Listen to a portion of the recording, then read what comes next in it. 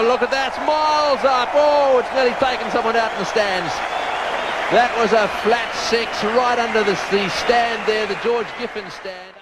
Greetings, ladies and gentlemen, and welcome to episode number 2 of CRIQAZI, in which I, your host Pairam Qazi, will talk you through and dissect the first test match played between Australia and Pakistan at the Gabba, in which Australia beat Pakistan by an innings in 5 runs.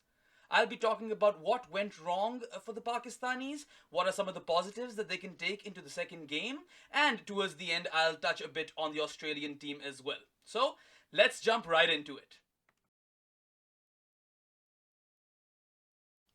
So before I actually start talking about what went wrong during the game, I'd like to shed some light on the selection blunders committed by Pakistan's team management. Now, had you seen episode 1 of CRIQAZI, I went in with a radical idea of playing 5 specialist bowlers in this test at the Gabba, and those 5 bowlers would have been Abbas, Imran, Naseem Shaheen and Yasir. And Pakistan's management went on to do the unthinkable. They dropped Mohammad Abbas, the guy with a test average of under 19 and the guy who took 17 wickets in 2 tests against Australia on the placid UAE pitches, averaging 10.58. It was an absolutely preposterous decision, and I still can't wrap my head around it. I mean, how do you drop someone with those numbers who especially has been effective against Australia? So a really baffling decision. And then the other decision to play Haris Sohail at number 3. Now, in my previous video, I was talking about Haris and how he was having a tour to forget. Haris, in my opinion, should not even have played this test match, let alone at number 3, a position that he is not used to. He hasn't played in before. And Pakistan went on to play him at number 3, and what happened? He looked out of sorts, completely out of sorts. He was stuck on the crease.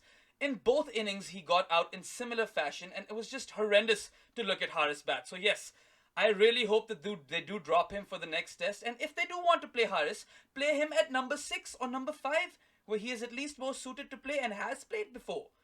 In my opinion, personally, these wickets do not suit Haris Sohail at all. And I would like to see an Imam or Abid open if Pakistan don't want to play the extra bowler. And then Azhar Ali can slot in as number 3. So yeah, these decisions were really baffling, and I honestly have no explanation for them. And Pakistan's team management really needs to get a look in things and fix this. Let's move on to what actually went wrong for Pakistan during the game. Now, Pakistan won the toss. Azhar Ali elected to bat, and then both Azhar Ali and Shan Masood, they played brilliantly in that first session. They were very compact, no expansive strokes, very safe cricket, very good leaves as well. And they scored 57 runs for the loss of no wicket. Pakistan became the first touring team in the history of Test cricket at the Gabba not to lose a wicket in the first session of the game. But then come session number 2, all of that hard work was wasted. Pakistan lost 4 wickets for 3 runs. They went on from being 75 for no loss to 78 for 4. And when you go through that sort of a hiccup against a bowling lineup that consists of Mitchell Starc, Josh Hazlewood, Nathan Lyon and Pat Cummins, you're bound to suffer. But I don't think that's where Pakistan lost the game. They did pretty well to get to 240 from there. And they were still in the game. But day 2 is where Pakistan completely lost the plot. They conceded 312 runs for the loss of 1 wicket in the entire day. David Warner was on fire. And for a person who only scored 95 runs in the entirety of the Ashes series, he went on to score 153 in this game alone. So credit to David Warner. He had a lot of pressure because he was playing a home test match for the first time after that ball tampering scandal. So credit to him. But I think Pakistan, their bowling lineup was really indisciplined. And well, you do have to remember that this bowling lineup is extremely inexperienced. Both Naseem and Shaheen are teenagers, and they were decent in patches. So I think Pakistan needs to give these 2 bowlers confidence, needs to back them, and the more they play, the better they're going to get in Test cricket. And Naseem was unlucky with that no ball as well. He did dismiss David Warner, but it was given as a no ball, rightly so. And then he was going through some personal grief as well after having lost his mother. So I can excuse him. And then early days for Shaheen as well. So yes, Pakistan's bowling kind of lost the game for them on day 2 by conceding all those runs and not taking enough wickets. And I think that's where Pakistan lost this game. But I do think that Pakistan needs to persist with these bowlers, groom them into fine international cricketers. And I think Waqar Younis has the experience to do that job. Now I'd like to talk a little bit about Asad, Shafiq and Azhar Ali. Now, when Misbah and Yunus retired from Test cricket, us Pakistani fans and the cricketing world in general expected Asad and Azhar to take over the reins from Misbah and Yunus as Pakistan's premier Test batsmen. Let's be a little honest with ourselves, everyone. Asad and Azhar have not been able to do that. Ever since that magnificent series in Australia for Azhar Ali in 2016, he's not scored a lot of runs for Pakistan. He's probably averaged under 30 in this period. And then Asad Shafiq, he also became very, very inconsistent in this period. Even though Asad is a man in form, he played some very crisp strokes in that first innings, scored a very important 76, and was dismissed on a peach of a delivery by Pat Cummins, an absolute jaffa. And but he did get a duck in the second innings, and he ended up averaging 38 in the game, which is now his career average. This guy used to average over 40 when Misbah and Yunus were playing. Coming on to Azhar Ali, he did get off to a good start. He had weathered the storm. And then, yes, he got two good deliveries. Got a little unlucky in the second innings because the ball hit the knee roll. Decision could have gone either way. But now he's the test match captain. He needs to really take the onus and score the bulk of Pakistan's runs. He needs to live up to his reputation. Same goes for Asad Shafiq. Yes, he had a decent game, but he needs to do more. Both of these batsmen need to do more. I expect them to do more. And if Pakistan are to win that day-night test match at the Adelaide Oval, they need their two premier test batsmen to do more for them. Now, one last thing that I'd like to talk about before we move on to the next session is Iftikhar Ahmed. There's been a lot of criticism on his selection, why he is in the test team. But I think that Pakistan should give him at least one more game. Why? Iftikhar was in the form of his life prior to this test. He was hitting the ball very cleanly. He was the showstopper and the main performer for Pakistan ever since the World Cup ended. Ever since Misbah took over as coach. So yes, I would like to see Iftikhar been given another game. And I think the critics should just mellow down. He's still new to international cricket. And I think he does have what it takes to perform at this level. Now, Pakistan will look back to this game and think, oh, had we gotten around 360, 370 in the first innings, it could have been different. Had we gotten 5 wickets or 4 wickets instead of 1 on day 2, the game could have been different. And that, I think, those passages of play are what ultimately cost Pakistan this test match.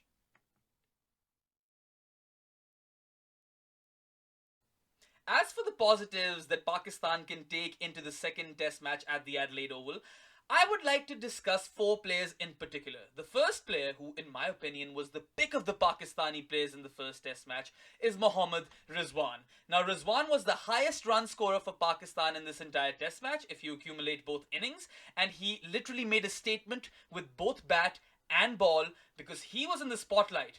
After replacing Sarfaraz Ahmed in the team, people expected him to do well, and Rizwan really made a statement over here. He really shut up his critics, and he was very, very confident with the bat. He played his strokes. He was counter-attacking during a period that Pakistan really needed those runs. And that sort of counter-attacking punch is what got Sarfaraz Ahmed so much success early on in his career in the first place. So very, very promising signs for Pakistan with Mohammad Rizwan. I see a bright future for him in Test cricket. And yes, he was a bit inexperienced in that second innings, batting at 95. He went for that shot over third man, got dismissed for 95. I think the inexperience played a part over here because it was the last over before the second new ball. I think that's what played into Rizwan's mind and made him play that shot. In the future, he'll know better and back his ability to go on to play longer. But yes, moving on to the second player, and that's the batting prince of Pakistan, Babar Azam. Now, Babar was pretty reckless in that first innings and was scrutinized heavily. He played a very reckless shot early on in his innings and was dismissed for 1.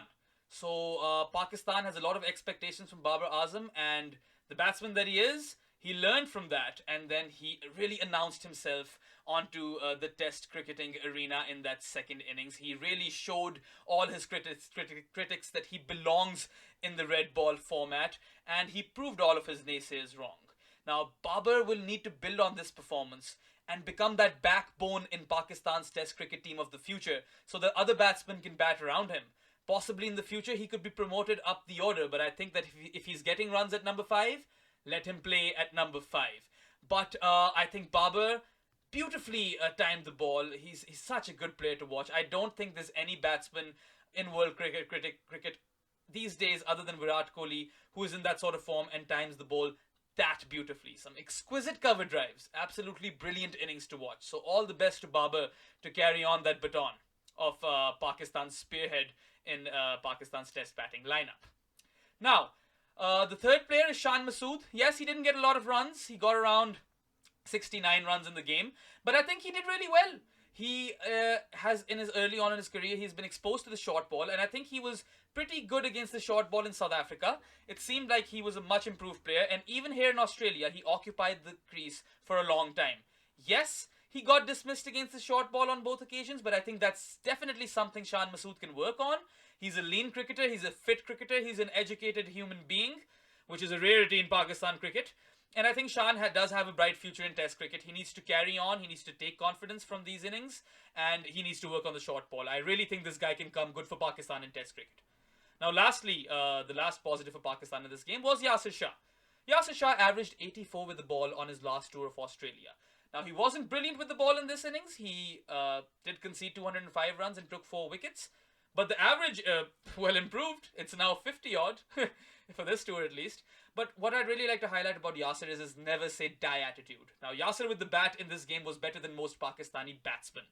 Both innings he scored runs. He scored almost as many runs as Shan Masood in this game. And I think he was one of those reasons that Pakistan was clinging on to some sort of hope. And he played a big part in that first innings at least to take Pakistan to 240. Even in the second innings, had he got the right support, had Rizwan stuck around, I think Pakistan may have even posted a lead of 100 and invited Australia back out to bat again. So those are the 4 positives for me for Pakistan that they can take to the Adelaide Oval.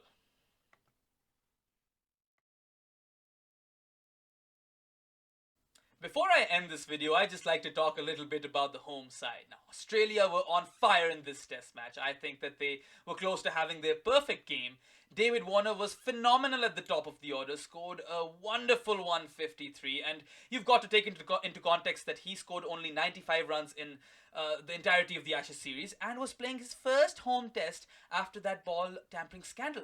So the fact that he went on to get all of these runs, and that too in such a monstrous fashion, I think it speaks volumes of his character, and it really goes on to show how good a test opener he really is. He's definitely the fiercest test opener in current day test cricketer in the circuit, and I think that he's going to go on and have a great summer in Australian cricket. He also might have found a brilliant partner in Joe Burns. Now, I think both these batsmen complemented each other very well. Burns scored a brilliant 97 as well, and their opening partnership of 222 runs, it speaks for itself. So I think that Australia have found themselves an opening pair that they can rely on for the next couple of years. Ricky Ponting certainly thinks so. And now we'll come to Australia's number 3. Marnus Labuschagne. He's currently the golden boy of Australian cricket, and what a revelation this guy has been, ladies and gentlemen. He came into the side again after Steve Smith was hit in the head in the Ashes, and he was Steve Smith's concussion substitute. And ever since, he's scored runs on the regular, and he's really cemented his place in this side. Now he's gone on to score his first test ton in front of a home crowd at the Gabba, and he's converted that century into a daddy 100.